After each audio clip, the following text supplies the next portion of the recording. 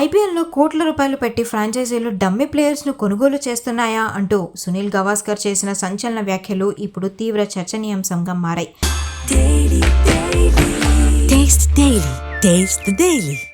IPL ఎంతో మంది talented ప్లేయర్స్ను భారత క్రికెట్కు అందించినది నిజమేనని, అశ్విన్, బుమ్రా, పాండ్యా, రింకు సింగ్, వైభవ్ సూర్యవంశీ వంటి స్టార్స్ ఇక్కడి నుండి వచ్చిన వారేనని ఆయన అన్నారు. అయితే అదే టైంలో ఫ్రాంచైజీల స్క్వాడ్స్ కేవలం 1 మ్యాచ్ వండర్స్ వెనుక పడుతున్నారని ఆయన విమర్శించారు కూడా. రాష్ట్రం, నగర స్థాయిల్లో లీగ్లలో స్టాండర్డ్స్ లేని బౌలింగ్పై భారీ షాట్లు ఆడే ప్లేయర్స్ను చూసి ఐపీఎల్ ఫ్రాంచైజీలు కోట్ల రూపాయలు గుమ్మరిస్తున్నాయని ఆయన మండిపడ్డారు. తీరా ఐపీఎల్కు వచ్చాక ఇంటర్నేషనల్ స్థాయి బౌలర్లను ఎదుర్కోలేక వాళ్ళు చేతులెత్తేస్తున్నారని చెప్పుకొచ్చారు. ఒక ఫ్రాంచైజీ అయితే కోట్ల రూపాయలు పెట్టి కొన్న ఒక ప్లేయర్ను కేవలం 2 మ్యాచ్లకే పరిమితం చేసిందని, అంటే ఆ ప్లేయర్ డమ్మీ అని ఫ్రాంచైజీనే ఒప్పుకుంటున్నట్లేనా అంటూ ఆయన ప్రశ్నించారు. ఇలాంటి 1 మ్యాచ్ హీరోలతో ఐపీఎల్లో కనీసం 4 టీంలను తయారు చేయవచ్చని గవాస్కర్ చెప్పుకొచ్చారు.